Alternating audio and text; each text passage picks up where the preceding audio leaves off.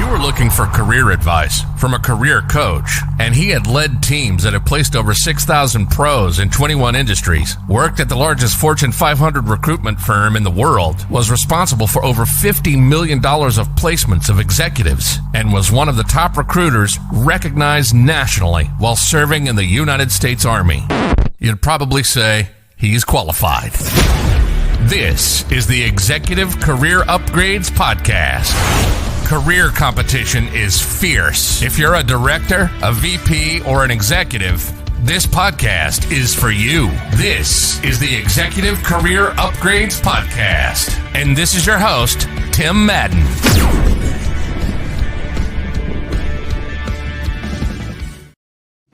All right, let's get started. Welcome to the Executive Career Upgrades Podcast. My name is Tim Madden. This is the beautiful Christina Madden. And if you don't know us, hey, we are on a mission to save corporate America, specifically those right now in a job search, targeting six figures or multiple six figures. Hey, we talk about a lot of exciting things on this podcast, anything career related. We also go live each week in the Executive Career Network, which is the fastest growing career network on Facebook. Check us out. I think we're like at 9,000 members now. We're approaching there. Hey, if you're watching live in the ECN right now, let me know in the comments. And hey, to our friends over at LinkedIn and YouTube, if you're watching there now, let us know. We got eyes on you. And then after we're done, we upload this to everywhere on the internet. Thank you so much for everyone that has been leaving us reviews on iTunes and Spotify. Our listeners are amazing. They tune in from around the globe. So this is your reminder. If you haven't yet, go leave us a review over there. If you get any value today, and if you do leave a review, you email me at tim@execupgrades.com, and I will give you one of our 20 guides. We have guides on salary negotiation, interview tips, resume, networking, anything you could possibly think of. I'll be sure to send that over to you. And hey, be sure to send this to a friend, because it's going to be extremely helpful. Before we get started today, hey, I want to talk about a client that we just helped. So Christina, I think I told you this. It's about consistency. So huge congrats to Mark. We were, working together, I think I don't remember how long, 60 days. And you just go through these periods where you feel like you're doing everything you can, but nothing's happening, right? You're not getting interviews. You're not getting anything. And Mark went through this period for about 3 weeks while working together, but through consistency of doing the same things you're supposed to do, then 1 week he had like 7 interviews and then he got hired. So I just thought that was a very inspiring story to all my job seekers out there that keep getting rejection, keep getting, no one's calling me back, I don't know what to do, etc. Hey, well, number one, go to execupgrades.com/podcast so that you can schedule a free consult with our team so we can actually help you. But hey, consistency is key. And while we had many offers come in, this week, huge congrats to Mark. Mark, congratulations for being consistent. Wish you the best of luck at your new career. Excellent. Christina, episode 52, Supercharge Your Productivity, how to create a success schedule. So important. How can we be more productive doing the things, right, we're already doing each day? Christina, why don't you get us started? I sure will, but I want to touch on what you just said about consistency. Absolutely. Do it. It's so interesting when I go into a work day, how there are these common themes that just come full circle when talking to various clients or writing content, whatever it is I'm doing. And I just want to encourage you guys, when you think about like, oh, so-and-so passed me up in my career, or oh my gosh, I want to mimic exactly what this, career path looked like for somebody else. Like, just remember that consistency is the only thing standing between you and the same result. Those repetitions, it's no different than building muscle or getting better at things. We do an interview certification process, and it consists of consistency to get through the process. There's no failing. There's no right or wrong. It's consistency and data. That's the only thing standing between you and your result. So I don't want to harp on that too much. We'll get into this topic, and this is part of it. Supercharge your productivity. Consistency is part of it, and I'll talk a little bit about that. But given the speed at which work is really changing, expectations continue to increase. and how much gets produced and how quickly. This year, influencers really recognized how this leadership topic is being shaped through technology tools designed to drive new efficiencies and speed while also enhancing human productivity. So we can either be a little afraid of that, or we can really embrace that, but more is expected of us now more than ever, okay? This morning I was going through Starbucks, getting my everyday coffee that, Tim will joke around. I've been trying to quit for 10 years and there I go every day. But I said, whoa, that was really fast. And by the way, guys, my neighborhood Starbucks is like the best. They're so friendly. They know exactly what I want. They're so chipper. I guess maybe it's all about coffee. But I said, man, that was really fast. I've never seen, they're like waiting for me at the window with my coffee outside the thing. And he goes, well, we don't get paid to do it slow. And I said, man, I was like, that is my podcast topic today. But it's true. Efficiency, right? It's important for customer success. It's important for everything. The first thing I want to talk about, though, is how we manage our thoughts, emotions, and actions around more being expected of us, okay? Some of the thoughts you might be having in your current position is, I'm stressed, I'm overwhelmed, I can't do this, I don't have enough time. And some of the replacements are, and you can plug in what works for you and what doesn't, is, I can implement stress management. And this is just to sort of get you to neutral, right? Instead of I'm overwhelmed, it's I'm being challenged. I can't do this. I'm open to tapping into new capabilities. I don't have time. I will create a schedule that allows me to get things done. And we'll talk about Tim's schedule. But, you got to give yourself some grace too, because when distractions take over, you can end up down a rabbit hole. And our tendency to become distracted is very primal, okay? In the earliest days as humans, we went into this need to respond instantly to lions and tigers and predators and things that threaten us. And every sensory input, everything that wants to grab our attention was, sometimes a matter of life or death. So our brain has had a hard time over the evolution of the human being to really let go of that, okay? And we still crave that informational tap on the shoulder. But fortunately, through the rewiring of the thoughts I just talked about, and I could go on for hours about this topic, ask our clients, we get to exercise the prefrontal cortex of our brain, the more evolved part of our brain, so it's easier to focus. But Tim, what do you do when you feel distractions creeping in and taking over? Well, first I want to I'll touch on distractions, but I want to back up just for a second. Because when we talk about demands for you learning these, no one, especially Christina Madden, likes to learn new technology. Nobody does. Welcome, guys. Ladies and gentlemen, no one likes learning new CRMs, new productivity. Most people don't. But here's what happens every single time you learn a new tool with technology that does something cool. You think, where was this tool 3 years ago, right? Like something as simple as Calendly or Schedule Once. It's like, hey, Christina, I'll message you on LinkedIn. When would you like to meet? Well, what's your availability? This time doesn't work. This time doesn't work. They use a calendar software. And I know most people have that now, but that's just one example where, it's 2022. People still don't have calendars, right? So these distractions are always going to occur. And when we don't know how to do something, what's the priority level on it? Mm-hmm. The worst, right? So the distraction of maybe learning new things is like, man, I got to learn it. Most people just don't embrace like this new thing is super cool and I want to leverage it. And they need to shift their mindset around that because, we're going to give them some tips and some softwares and stuff that people have been using that, will save you like hours and hours so you can focus on what you really love doing. That's right. And the more intense thoughts that you have about time. So like, let's say you're in a traffic jam, you're on your way to pick up your kid from school, just for example, and you're stuck on a bridge, it's a huge traffic jam. And if your thought is, oh my God, I'm a horrible mom, or I'm running out of time, or my day's gone to crap, or whatever, I can promise you that clock's going to continue working against you.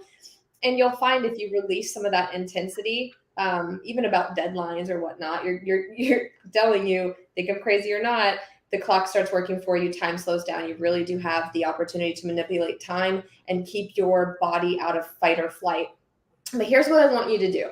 You can't expect this to change overnight, right? You've had years of these similar working habits, and small changes in how you work can gradually add up to big changes in productivity. So you want to do that. You want to try accountability. So maybe it's somebody that you work with, or maybe you've announced a deadline to your team, just something verbalized out loud. You're out in the open with your certain deadlines, and it'll help you force yourself to get the job done. And then just rewinding a bit, forgiving yourself, because a lot of this fear around productivity and falling into distractions is totally natural. So those are some things we want you to think about as we kick off this topic.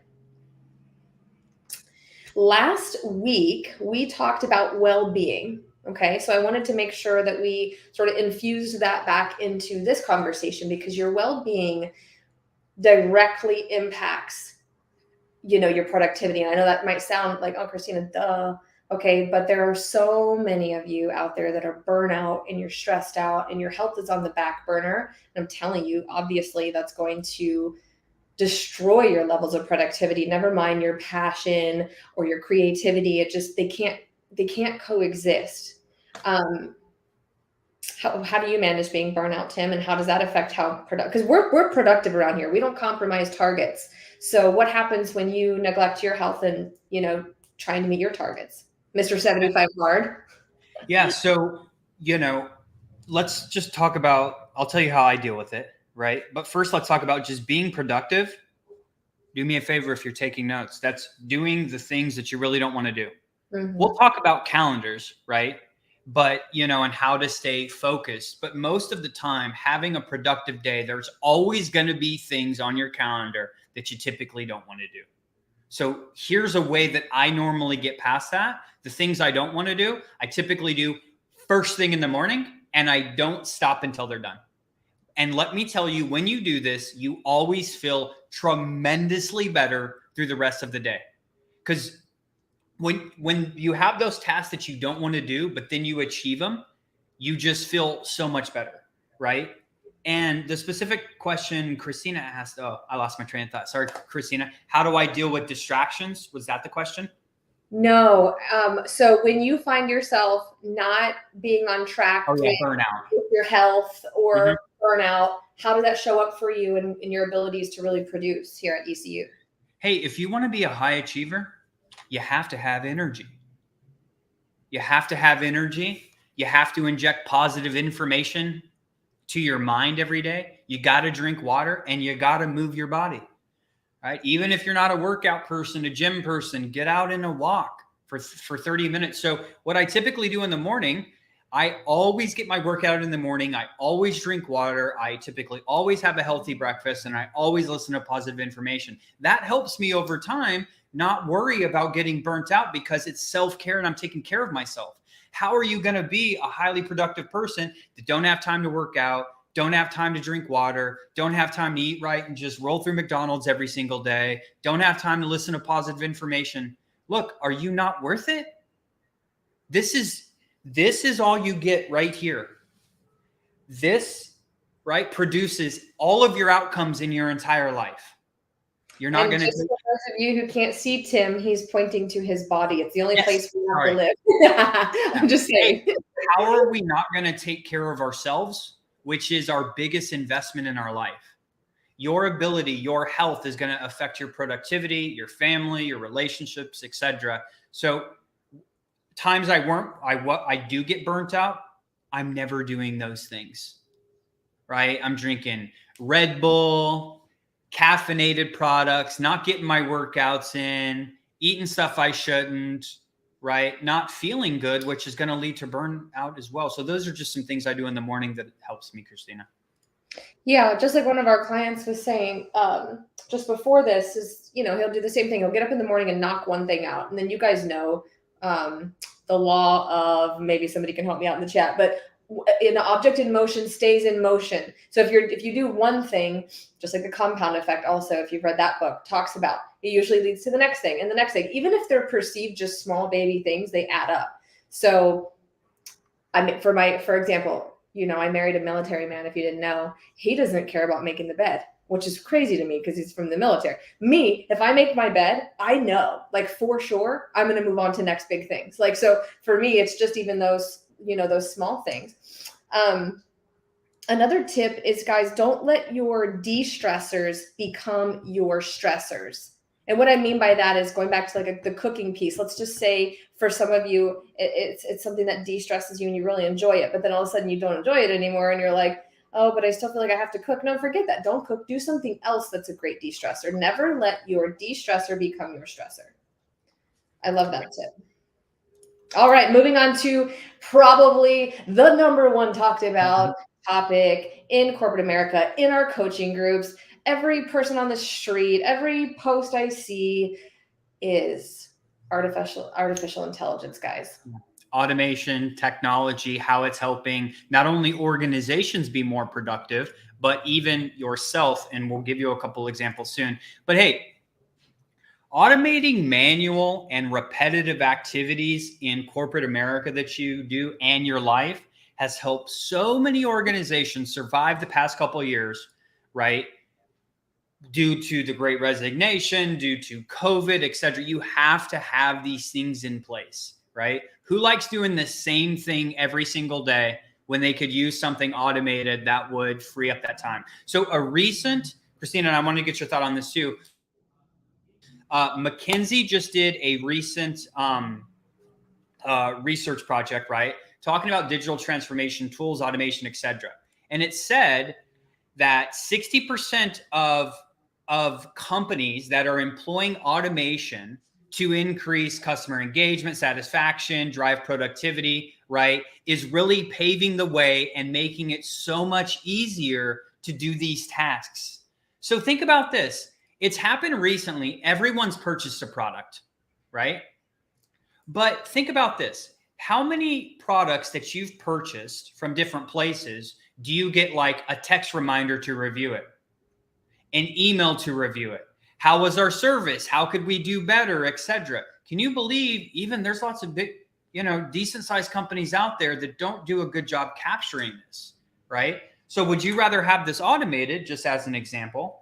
Or would you rather have this where, doing everything and calling someone manually? What would you rather do, Christina?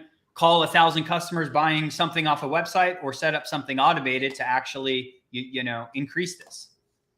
Well, guys, listen, you can also ask yourself, how big do you want to play? So for even business owners out there, people managing teams right now, or even those of you that want to network or have a certain reach, there is a biological impossibility for you to do it at the scale that you likely want to do it. So I use automation tools across some platforms that, let's just say I want to connect to different people with my content. Let's just say, well, I can either do 30 a week manually or 3,000 a week digitally. Okay. That's 1,000x. Okay.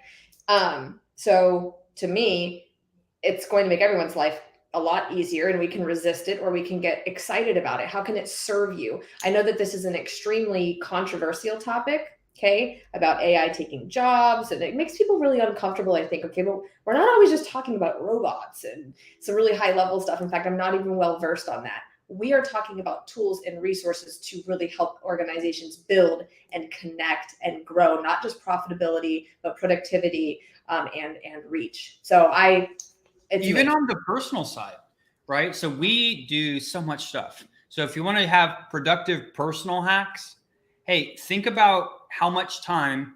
Let me just give you a couple of examples. We order everything off Instacart. I don't know if they have you in that state or country if you're listening, but they deliver groceries to you. Not a big deal. We pay a little bit more. How long does it take to go to the grocery, find the stuff, come home, it just takes a crazy amount of time. And a lot of people say, yeah, but that costs that extra $40. Time is money, right? Time and resources is money. So how can you, right? Maybe you're writing all of your workouts for your fitness program, right? Instead of writing them, there's apps out there for $5 a month, which can provide you a detailed plan so that you're not wondering, okay, it's Sunday night, Christina, me and you are going to sit down. We're going to map out everything for the next hour of every single workout and rep. Or we could just pay $5, right? There's many other examples. Do you have any, Christina, of things that you use to help you be more productive? Yeah. For those of you who are thinking, okay, well, time and money ratio doesn't necessarily matter to me. But what about if you're one of these people who are like, man, I don't have time to get in my workout. I don't have time to focus on myself or meditate or have lunch with a friend or whatever. That time equals energy and space in the universe. Okay. So if you can outsource if you're in a position to. Now I understand some of this sounds like quite a luxury, but like if you can outsource as much as you can in your personal life, how much time do you have to pour back into yourself and that self-care? Absolutely. So moms out there, get yourself a trusted childcare provider, get yourself whatever you need, do that thing to increase productivity, to supercharge your ability to perform and show up in your life. Yeah. There's other studies too that are saying automation and AI can help an organization operate more efficiently and concentrate on critical tasks. Is employees, most of them absolutely agree in the study. In fact, it says once employees are exposed to something that can help them be more productive, right, they start getting really excited about that. So Deloitte just did a study that said 7 out of 10 people inside organizations, let me go ahead and rate it, 7 out of 10 adopting new technology, artificial intelligence, believe it will enhance employee job performance and satisfaction. Well, absolutely. Expanding on these, it also says that, once you do this, right, more people are going to be on board. So, in a nutshell, before we move on to our next topic, right, embrace technology. It is not going anywhere. And the reason it's being developed is they want people to be more productive, to live a more fulfilled life. Who does not want that? Who doesn't want more time to spend with their loved ones, their hobbies, vacations, etc.?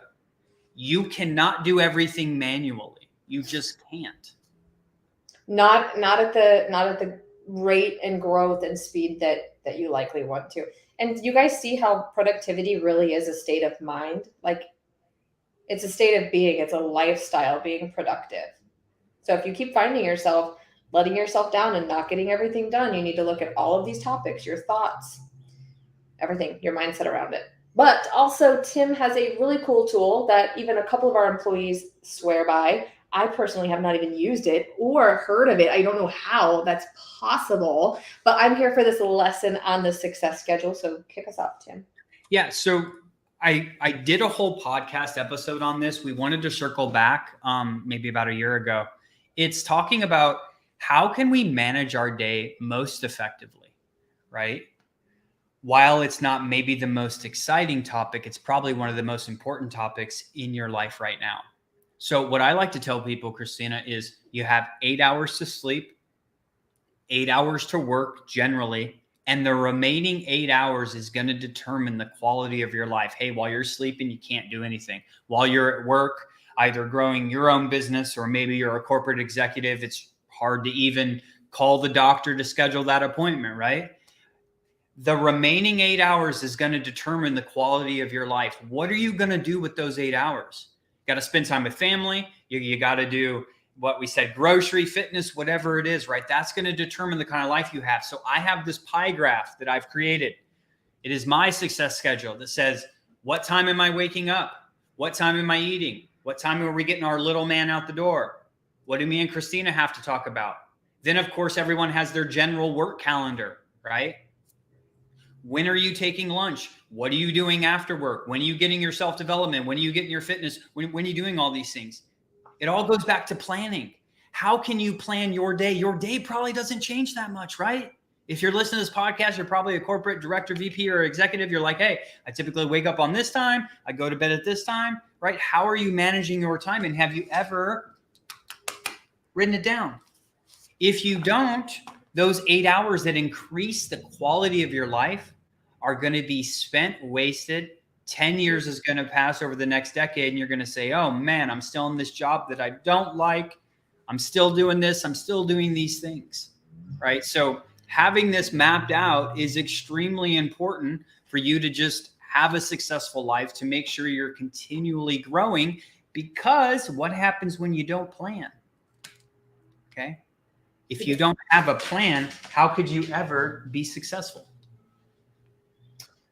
If you guys are listening to this and you're thinking, man, like days really do just slip by, like, yes, that happens. But if this is happening multiple times a week over the course of several weeks into months and years, you're likely, this is just reality check. Like, you're a victim. Like, you're a victim to time and energy. You're a victim in your own life because you're not taking control of any of this. And if you're thinking like, man, how would I spend that 8 hours? What I just encourage our clients to do actually just today, and this constantly might be something that evolves, but it's like, okay, what are your core values? Like, let's just get back to that. Like, what are you most aligned with? What are you most passionate about? I know this is what Tim said, but it's a bit different. When you take a look at that 8 hours, don't just go writing just anything that you think you should be doing. It needs to be aligned with your truest self. So that way you actually feel good about the actions. And the better you feel about your actions, the more you actually get done. Okay, so I like to divide this into core values. Okay, so how do you want to contribute to your marriage that day, your children, whatever. This looks different for everybody. And then exercise, work, whatever. Well, we already had the 8 hours of work, but maybe there's something else you typically do outside of that 8 hours that contributes to your work, or maybe you guys do extra stuff or investments or whatever. Get dialed into those core values and stay as aligned to that as possible. And I promise you'll feel better and better, and more time just shows up. Absolutely. I couldn't agree more, Christina. So to recap, right, we said, hey, the latest demands are requiring a lot more of you as an individual, as a professional, than in the previous years. So there is expected to have much more high levels of productivity. So you're going to have to learn how to manage the stress and emotions around that to get organized and get automated in the things that you can get automated in. Number two, well-being is so important. It's going to directly correlate to all of these things, right? For more information on that, I believe it was last week's topics. We did a whole thing on well-being. Number three, using automation, anything or ease of use products and services available to you to create more time so you can be that more productive person. And then number four, hey, success schedule. Again, you got 8 hours to sleep, 8 hours to work. The last is going to determine the quality of your life. What are you going to do with it? I love this topic. And for those of you who didn't catch the well-being one, that is for leaders who also want to protect the well-being of their employee so they can produce more and meet these deadlines and goals. So please check that out. That was one of my favorite topics. Go back and listen to that, because those are some ways that you can implement that to increase all this productivity. So everyone listening, we're always talking to either somebody who's already working, leading teams, developing themselves as leaders, or somebody that's in a job search or looking to pivot. This all applies to the same listener, okay? Because this is all about life. So I just want to drive that home. Yeah. And we'll see you guys next week, right? Yeah. If you need help in your career, right? If you have been stuck because you don't have a calendar, you don't know how to stay organized, you don't know where to start, you've been having problems, right? Being consistent and having an actual plan, which is the only way you get results at anything in life. Hey, go on over to execupgrades.com/podcast. We'd love to be an additional resource for you. Until next week, have a great day.